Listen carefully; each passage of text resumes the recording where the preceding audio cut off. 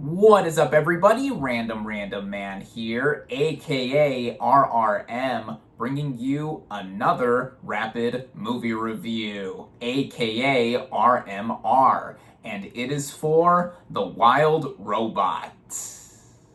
Based on the book series of the same name by Peter Brown, the plot of this animated sci-fi survival film basically follows a robot shipwrecked on an uninhabited island where she must adapt to her surroundings, build relationships with the local wildlife, and become the adoptive mother of an orphaned goose. That titular character, nicknamed Roz, is voiced by Lupita Nyong'o, who I think gives one of the best voiceover performances in any animated movie this decade thus far. Her character has a sense of naivete at first, given how she is programmed to complete commands. The growth and the heart, the overall warmth, and just every other feeling I had when viewing this character just kept progressing, and I couldn't help but feel for someone that didn't know how to feel at first. Other two major players with the vocal performances are Pedro Pascal as Fink, this fox who at first is apprehensive to help out Roz with raising this goose, but he has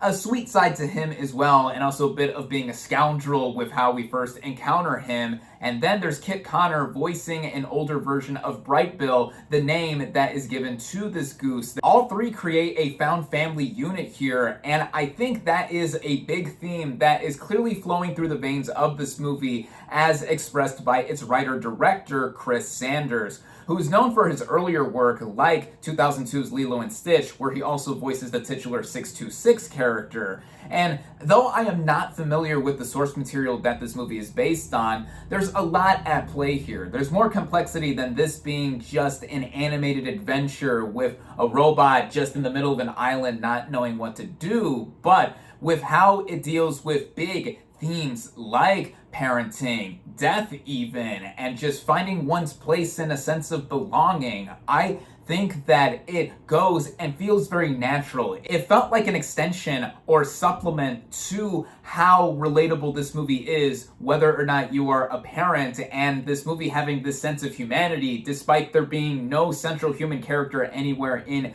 the narrative. It hits on all those points directly, and it is all carried through with the sense of style it has through its animation. Instantly, the aesthetic reminded me of classic Disney animated films and the work of Hayao Miyazaki. It looks like a beautiful blend of different stylings combined together, whether it's 2D with 3D, cel shading, photorealism, even different frames looking like they were straight up hand painted and I could have taken them and just put them up on my wall. This is a remarkably rendered film. The original score deserves a big shout out too, with all of the emotion and thrills put together to how it moves along at just about an hour and 40 minutes and never skipping a beat. By its end, if you don't find yourself at least a bit moved or choked up while watching it, then you must have a heart of stone, as the third act goes into unexpected territory with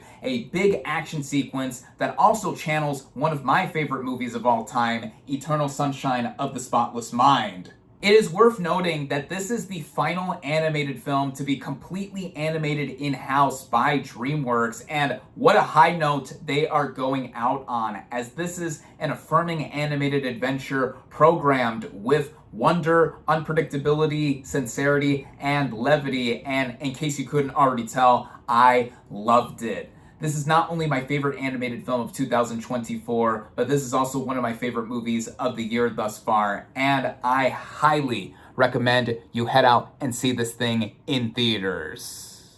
With that, my final verdict for The Wild Robot is 4.5 out of 5 stars.